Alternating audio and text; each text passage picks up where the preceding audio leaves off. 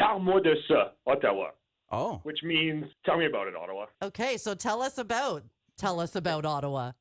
Yeah, so it's a French-ish TV series created by two Anglophones, and it's kind of exploring the idea of speaking French in your second language and the difficulties of that, but also the fun you can have by actually just embracing it and going for it. So it's created between myself and when I live here in Ottawa, but I grew up in Saskatchewan, and I learned to speak French out there.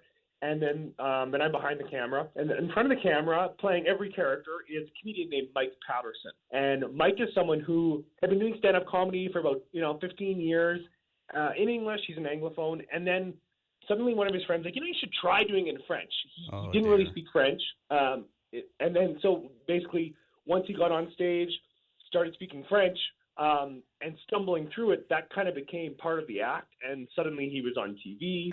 He was getting, like, his career kind of blew up in Quebec.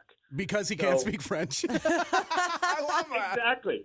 Yeah, and so now if you live in Quebec, he's got kind of a that guy face. He's someone who's on a lot of TV commercials. He's in movies, TV shows. So now we want to do a series looking at Ottawa and the bilingualness of Ottawa. And so there's a lot of streeters in it, for example, where we're in the Byward Market talking to people, and a lot of people who French is their second language. So you got two people stumbling through French, trying to talk about different topics. Every episode's about a different thing. So one episode might be about parenting, another one's about the food scene in Ottawa. This is supposed to be the bilingual capital of the country. Are you allowed to tell us if there was some disappointment, or is there a lot of people who are like, I'm not as bilingual as I thought? Or you know what? The most inspiring thing was how many people were willing to do this interview in French when they don't normally speak French. I was just inspired by how many people wanted to speak French and give it a try, and how fun it was to get out there and make some comedy out of the fact that, we're stumbling through it, and it's really this kind of Fringlish, as we call it. With fewer people speaking French, Chris, is a part of this maybe preserving the language, getting people interested in the language? Yeah, I think, I've got a lot of warnings already about, you got to be careful when you speak French, the language police are really going to be on you.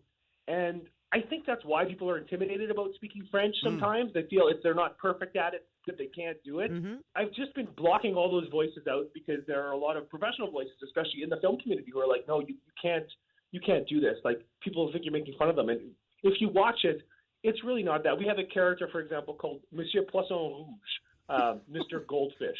And the beginning and he's dressed just in a big, bright orange leotard with a jean Speedo. Well, yeah. And his face is painted orange. And, the voiceover is like, sometimes, if you're an Anglophone, speaking French, you can feel like a fish out of water. But what if you really were a fish out of water?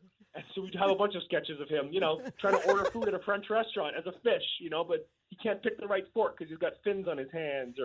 And so we're just always trying to have fun with that idea and not be so, French is only for people who speak it as their first language, and they do it properly. So we just want everyone to enjoy it.